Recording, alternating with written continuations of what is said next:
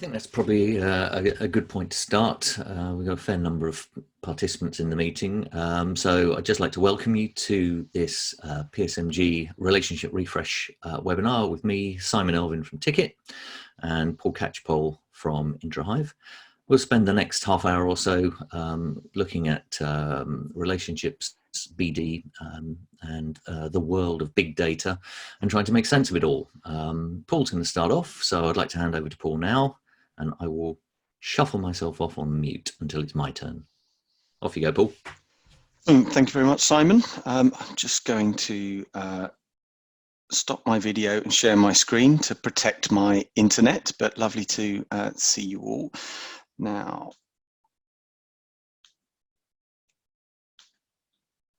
Wonderful. Well, so thank you very much. My name is Paul Catchpole. I'm the Alliance Director at introhive. And we're here to present a new perspective to help firms unlock the power of their business relationships. Business is all about relationships. And as you know, that's not a particularly controversial statement. Relationships have always been critical in business and sales and underpin the success of every organization.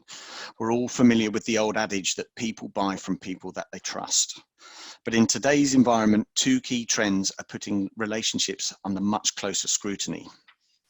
The first of these is client experience. Globalization and commoditization pressures have reduced the impact of product differentiations in the market. The result is that service experience is rapidly becoming the key competitive edge. This effective servitization of offerings is forcing organizations to be responsive and very specific to the individual customer business's needs. Rising customer expectations is something that we're all experiencing, but not just within our strategic customer base. Coupled with this, new information and communication technologies are disrupting not only the buying process, but also the way that organizations form their business relationships. Nothing is more true right now, okay? The conundrum is that a more client experience and service orientated world is based on detailed understanding and knowledge of clients. However, the mechanisms for building these relationships are changing. And it's in this context, traditional mechanisms are not sufficient or in fact scalable. When we say business is all about relationships, there appears to be a disconnect between the intention and the reality. You don't have to search particularly hard to find various statistics on lamenting the state of business-to-business client relationships. This stat highlighted is from a Gallup 2016 report, and it found that only 29% of B2B customers are actively engaged with their vendor. The remaining 71% fall into an indifferent or actively disengaged state. And given how critical relationships are to the success of organizations and how organizations state how important these stats are, it's surprising. So what is going on? The challenge here is that despite how critical relationships are to the success of most organizations, it's amazing how little organizations actually know about them. Simply identifying who knows who, the strength of the relationship, who's currently engaged, can be difficult.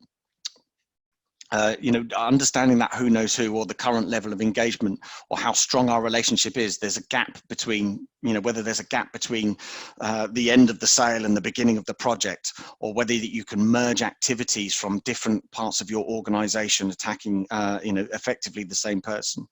This email is a struggle. This information is a struggle, and the broadcast email used to be used to gather this information, but fundamentally the processes and systems of that organization can't help an organization to understand what its relationships are doing and what they're like. And they can struggle with that multidimensional and dynamic nature of those relationships. If we consider CRM systems are supposed to be the hub of client information for most organizations, that master data, that single source of truth. Yet when we look at it carefully, when looked at carefully, it can tell you about accounts and contact activities, and some might even provide a view of a relationship, but it can be mostly two-dimensional. And this information that is gathered manually, and I would liken that to walking up the down escalator, and it's a lot of effort to capture it and to be have faith in it. If we cycle between effort and credibility, that brings us to the small matter of data quality. Business intelligence or management reports have various measures for evaluating and segmenting the clients. And by definition, they are all lagging indicators based upon past performance, not current performance. And we all have heard the caveats about past performance. So key account management processes similarly rely on that business information, but also a subjective view from the account team. And client surveys typically use generalizations such as excellent or good to define how well a relationship is. And again, these processes are subjective and at worst inaccurate. Whose opinion are we gathering? Again, that's the lagging indicator. But do they actually support dynamic business development activities on a day-to-day basis? These systems all add value to an organization. However, they provide companies with an incomplete picture of their customers, and that can lead to false confidence. The reason for this is that while relationships underpin the success of every organization, for the majority, relationships are in reality the result of success rather than the cause of success. And we contend that relationships should be a source of competitive advantage when driving business success. The power of relationships is that the power of relationships is that do they deliver business success? So for the 29% of Gallup's vendors that we saw on the slide before, who had high engagement with their customers, they experienced a higher revenue share, higher profitability, and a greater share of wallet compared to the other vendors of the 71%. And 68% of those that revenue comes from existing customers. So the power of referrals. Executives are 5 times more likely to engage via a warm introduction. 84% of decision makers start that buying process with a referral. And this shortens sales cycles. So yes, they can deliver business success and in a BD context, competitive advantage. But how do you maximize that relationship to generate these warm introductions and referrals if there's no visibility within your systems of that relationship? Consider the employees in your organization.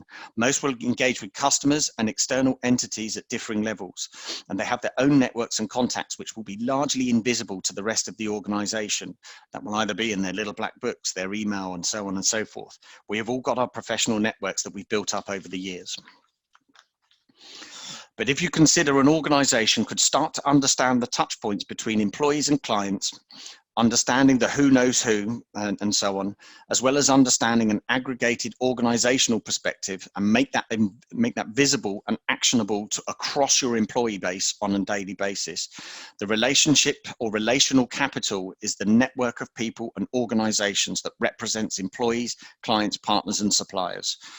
It's explained as having the value created and maintained by having, nurturing, and managing your good relationships.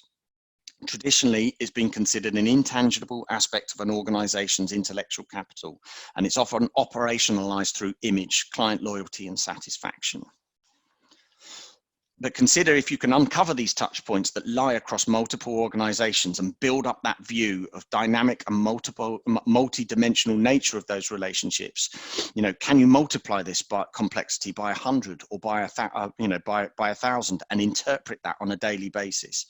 If we consider the problem, the complexity of this big data and the timelines and access to that data, anything that we can do to surface that intelligence from this massive data changes the game and allows organizations to start managing the relationships as a strategic asset, shifting the role of relationships to a driver of success rather than the consequence of your success. And ultimately, in an environment where organizations are struggling to engage with clients, it will deliver that competitive advantage. So this ability to surface intelligence from this mass of data changes the game, and that allows organizations to start managing their relationships as a strategic asset. We shift the role of relationships to the driver of success rather than the consequence, and ultimately in an environment where organizations are struggling to engage with clients, particularly in today's environment, this will deliver you a greater competitive advantage.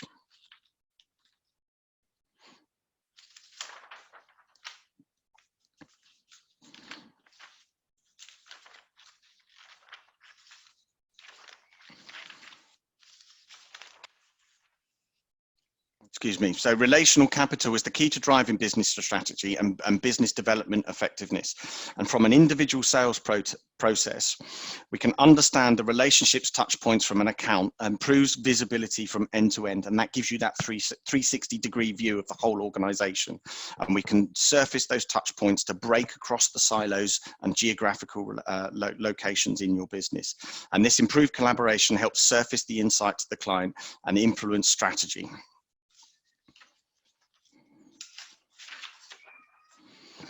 The quantitative relationship data also adds to the client segmentation and planning process, and that allows you to understand the dynamic relationship of your the dynamic nature of your relationships on a daily basis. That means you can proactively understand where effort needs to be directed, and you can better understand where the relationships can help target marketing, can help target sales activity and improve those returns, and that ultimately drives your innovation and growth.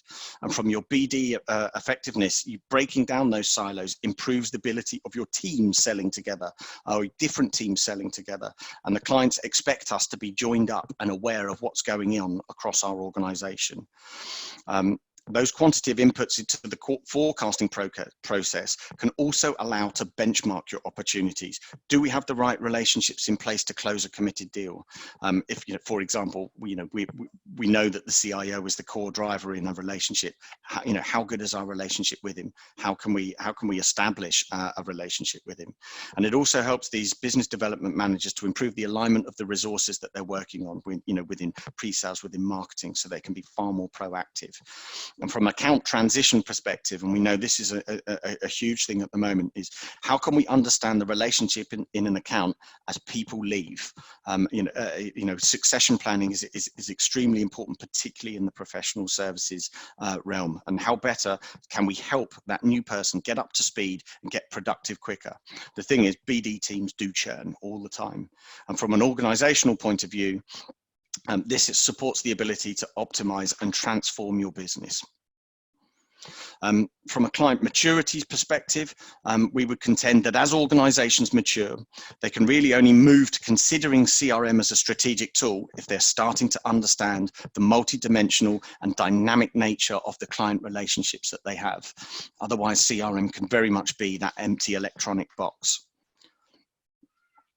So how do we do this? Well, the good news is organizations don't have to look too far to find the data to help them to do this. Silos of intelligence exist across your organization.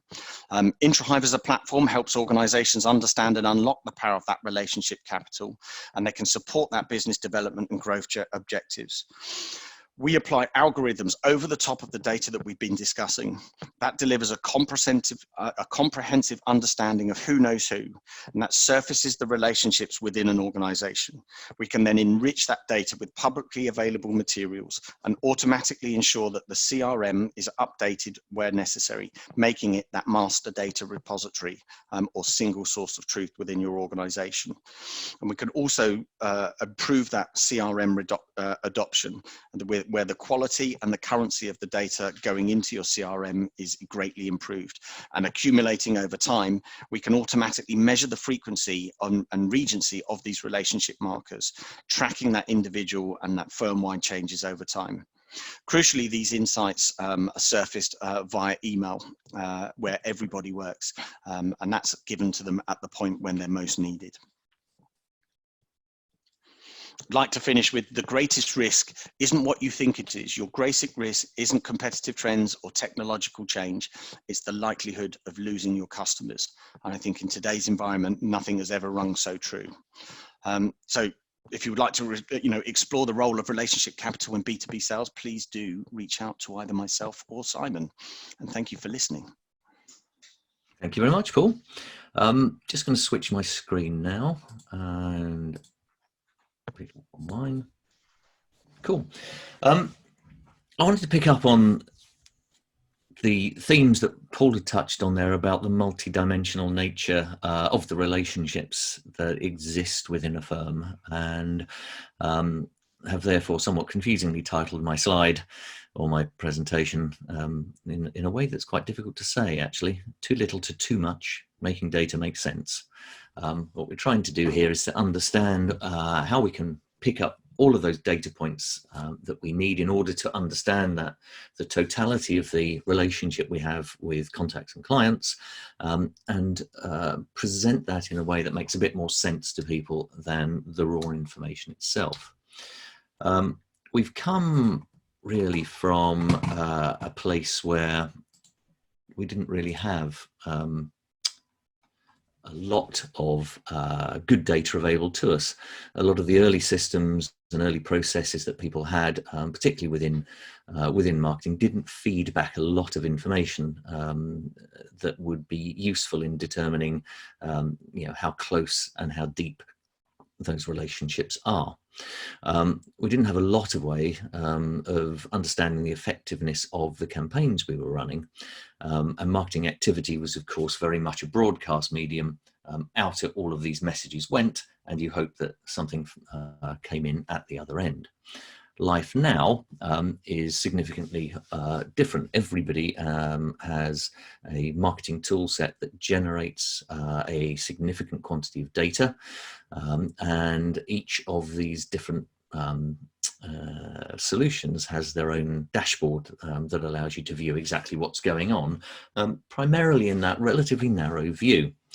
So what I wanted to do is to have a look at how those things can be connected, so that you get a complete picture or a more complete picture of what that client relationship looks like as we connect the dots from multiple different aspects of the interactions that we have with contacts and the interactions that we have with clients.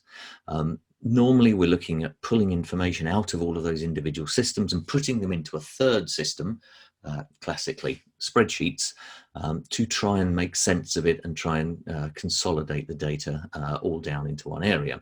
And we need to do that to understand whether, because what we want to do is use marketing and BD activity to amplify the messages rather than for them to be pulling in opposite directions. So taking a look at what brings everything into focus, we need to take a look at the types of data that are going to drive the business. And that will be different for different firms, of course. If the firm is primarily a sort of B2C type firm, selling in the private client area, that will have different requirements for data and from different systems than those that rely much more heavily on ongoing relationship development, ongoing relationship maintenance, and to try and deepen and widen those relationships. But in either case, what we need to do is to try and make the data that we can gather available to everybody in a way that they can easily assimilate and they can easily use.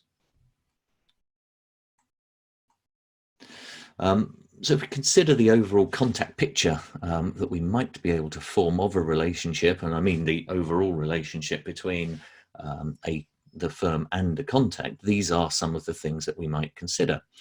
Obviously, knowing they exist is quite a good thing, because otherwise we can't really do very much with them. Knowing who they are is much more about understanding the sort of profile of the individual and the firm and what they're interested in. Obviously preferences, etc., etc. You need to be able to communicate with these people, need to be in regular contact. We need to be able to get hold of meeting information, and hopefully that will give us the opportunity to pitch, and we need to understand what the outcome of those things are, and whether or not we're actually winning work. Once we've moved into that client cycle, then having delivered some work, it would be good to take a sense of how they felt that interaction went. Did it go well? Did it go badly? What could have been done better? Revenue is obviously a key piece of information, as is the payment history. It'd be nice to know that these people paid on time, as and when we issued our invoices and bills. And if they are happy, and if they have had a good experience, will they refer information? All of those are different facets of the relationship that you might have with an individual and an organization. So what we want to be doing is to try and join all those dots together. And we have to make the assumption, of course, that you have a central repository where all this data can reside, and most of you will have that, and most of the time that will be the CRM system that you're using.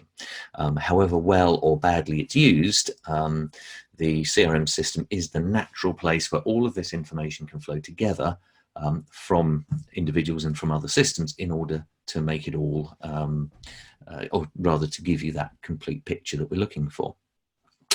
Question is then, what data are we looking to deliver into that CRM system? And more importantly, how can we construct it in such a way that we can make use of it? So let's take a look at the top level, the sorts of things that can be recorded and where they come from. So quite often your initial interest is going to be coming in from the website. Someone's going to take a look at the website and they're going to show interest. And of course, if you have decent website analytics, they can make a good educated guess as to the organization, not the person at this stage, but the organization that is taking an interest in the firm. And of course, therefore, in the CRM system, we can create a company record or append to the company record the activities that we are seeing as we see that initial interest being registered within the firm. Then a little bit later, maybe they will access a piece of gated content. And again, this is coming from potentially a website form, but now we have an understanding of who the individual is, because this was gated content and they've had to fill in some information. And we know precisely what piece of information those people were interested in. And we may well then send out of our remarketing system some information that these people might be interested in. And again, we can see here that they've clicked on the link and they've got to the website and they've taken a look. So we're going from a website form through the e-marketing system to the website analytics, and all of these things are being logged as essentially activities within the CRM system. Moving on, of course, having hooked their interest, we'd like to invite them to a webinar or a seminar or something that is going to allow us to further engage them and further demonstrate our suitability as a sort of trusted advisor for them. And again, most of the marketing systems will allow you to store that data and to add it into the CRM system as to whether or not they were invited, accepted, and attended, etc. Further on, we're going to get some fee earner engagement, hopefully on the back of some of those events and seminars that these people attend. We're going to start to form some relationships and start that relationship development activity, and hopefully that will result in some phone calls and some meetings. And hopefully, if the systems are good enough to capture that information, this type of business intelligence is going to be added into the CRM system. So again, that's fee earner action coming into the CRM system, and it's appending to the person record in this case. Further on, we are probably going to be presenting in a proposal. Hopefully we'll get some feedback on that. And again, there is our pitch tracking system that is going to be adding in data into the CRM system and appending that to, in this instance, the company record. Then, of course, hopefully we win that work. We complete the project, or in this example, the project, an invoice, issue an invoice, which we hope is going to be paid. And at that point, we may choose to request the client for some feedback. And we get a decent net promoter score from that, excellent project. And then again, at a later stage, we may well get an inbound referral.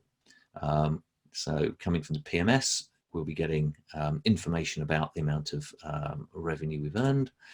From the client feedback system, we'll be getting this NPS and verbatim feedback that we can deal with and further engage with the client on. But of course, this is a pretty short sequence because things don't happen like that.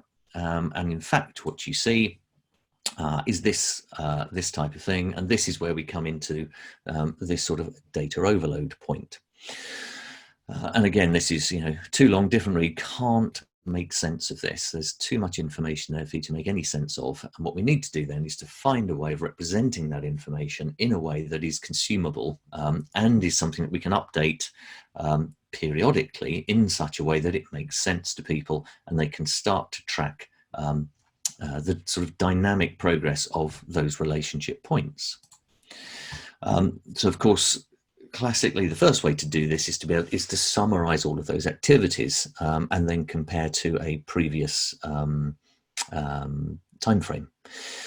So here what we're seeing are this period and last period, whatever that period is. It might be a month, it might be a quarter. We can see all of the activity that we might be gathering from these people, and you can see therefore at a top level where this is trending. But again, it's not all that easy to consume, and it's not necessarily as easy as it could be to understand and track. So really what we want to be doing is crushing all of this down to those key indicators for each of the different facets of that relationship that we might be tracking. And we can do this with some sensible algorithms, some of which may be built in to the systems that you have already or could consider getting hold of. So here we have a marketing index. We in our e-marketing system calculate a marketing engagement score based on how people interact with the marketing communications that are sent to them. We've already heard from Paul at introhive calculate a relationship index based on the interaction between the individuals within the firm that hold relationships with people at that target organization. And of course, we can use other systems that have this information in them to calculate other statistics that are useful. Client feedback system, which we'll be talking about next week in a similar PSMG webinar, or I'll be talking about with Mario Del Cesa from View, to calculate things like the Net Promoter Score. And of course, if you're tracking referrals, we can nice and easily get an indication of whether the overall sort of ratio of referrals is going up or going down. In that case, maybe we like to see a sort of reciprocity score. If we're referring work out, it might be nice to get work back in, or the relationship with that referrer may be different. It may be only that they issue you inbound referrals, and that's and you don't refer out to them. Either way, these are all sort of different facets of those relationships, and this, if it can be achieved, is a way of putting all of those together in a way that can be understood nice and easily and actioned. Logical conclusion of all of these, of course, is that you can end up with a what we might call client connectedness score, in the same way we get an Amazon score, something again that can be monitored over time. And what we'd like to be doing is obviously driving them up to a quote 5-star client, and a 5-star client is one who is incredibly engaged with us, engages with our marketing communications, refers work to us, pays us a lot of money, preferably, and with whom we have very strong relationships. And if that score changes over time, that's a very simple litmus test to find out whether or not they may be drifting away, or you may be building that overall relationship with them in a very good way. Linking all together, obviously, is a sort of technical solution, and will require integration between systems. But luckily, of course, we have a whole bunch of useful stuff that we will probably be storing in our systems anyway about the company and about the individuals that allow us, or allow IT people, to link these things together quite nicely. Classically, website or domain for the organization you're looking at, that is going to stay the same in each of the systems: contact, practice management, and the website analytics. Ditto person, everyone has a unique email address that they use for their company, and that can be used as a unique identifier between systems to pull all of this information together.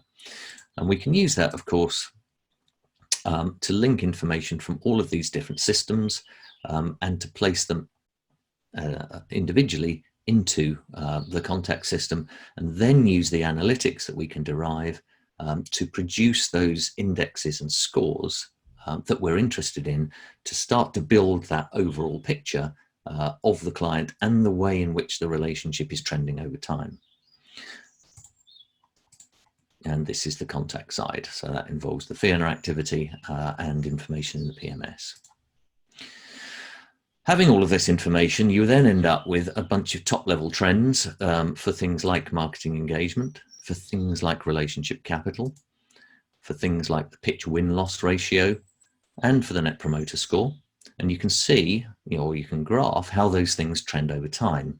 And of course, what we'd like to do is to also track the fee income. And hopefully, if all of these elements are trending up, this will also trend up, albeit with something of a lag, but it will trend up in the same way.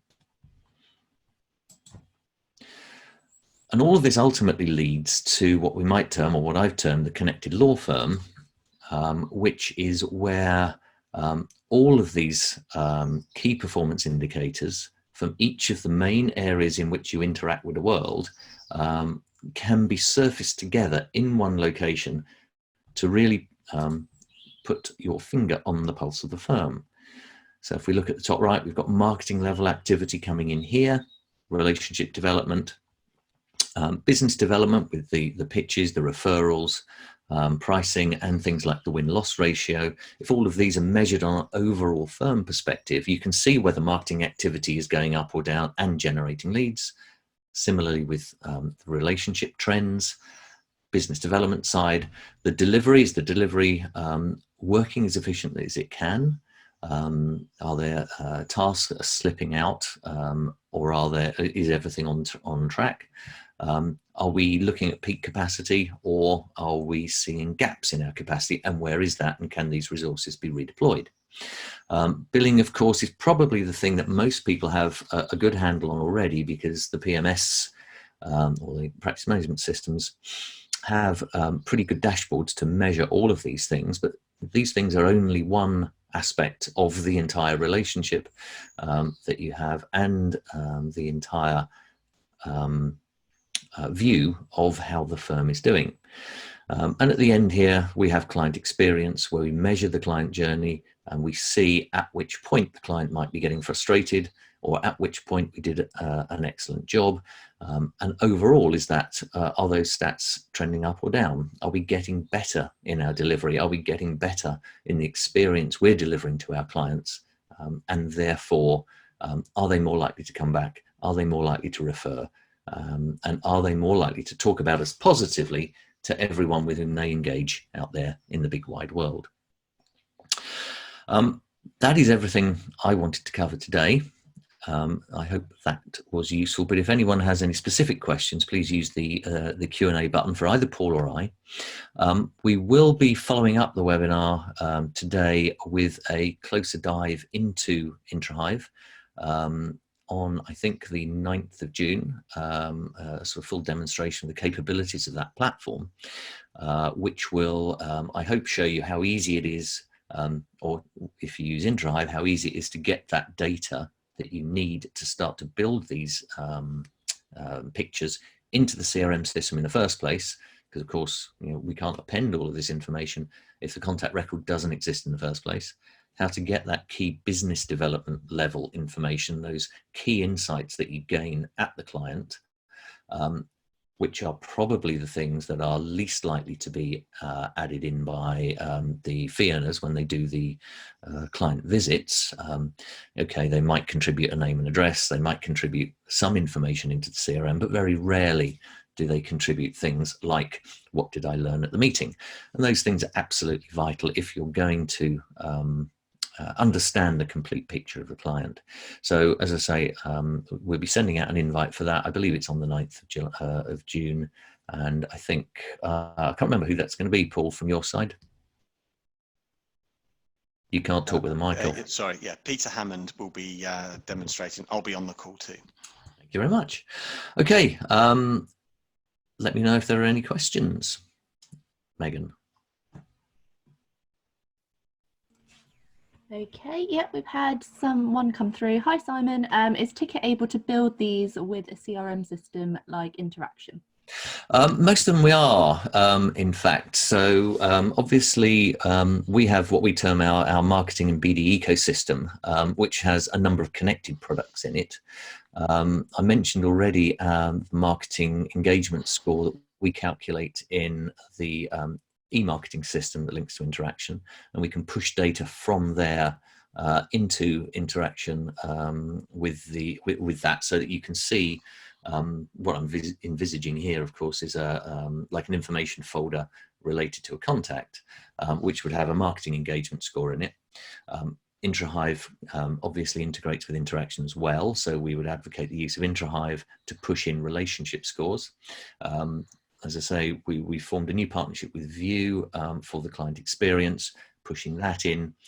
We have a partnership with Pitch Perfect, which apart from helping you construct and manage pitches, also does pitch tracking, so the information can come in from the pitch system.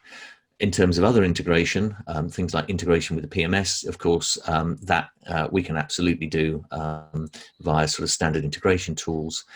So we can build up this very clear picture of most of those facets that I have covered today.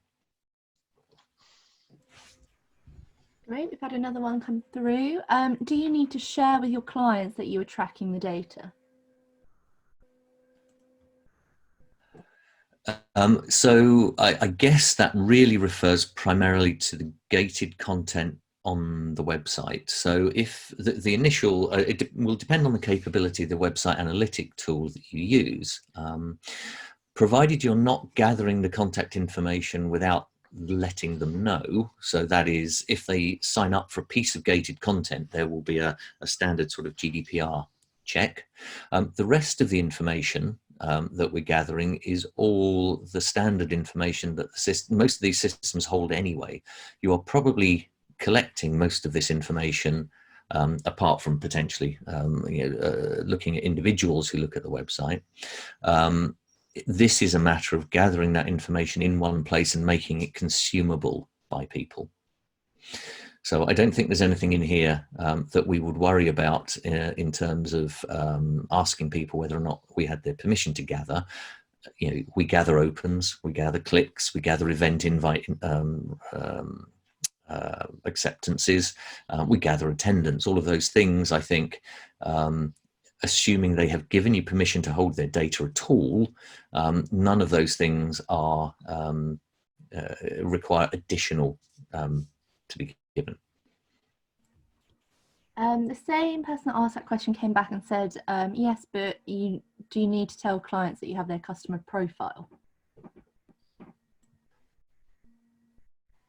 Provided the profile doesn't hold any overtly sensitive information, I mean, you've given them permission to hold data about them. Your privacy policy will tell them the nature of the data that you're holding about them. So when they sign up, or rather when you add them to the system and you go through the sort of the GDPR consent process, you will tell them through the privacy policy link that you'll provide, or a summary of that privacy policy, what types of data you'll be holding. But again, it relates mostly to a standard business transaction around invoicing, whether you have a relationship with them. If we're gathering summary information based on data we already hold and to which they consented us holding, then I don't think there's anything additional that needs to be done. Great, thanks, Simon. No more questions have come through. Lovely. Well, thanks very much for your time then. And I will see you next week if anyone's signed up for the client experience webinar, or on the 9th of June if anyone is going to join us for the introhive demonstration. But thank you very much for your time today. I hope some of it's been useful for you. Thank you. Thank you very much.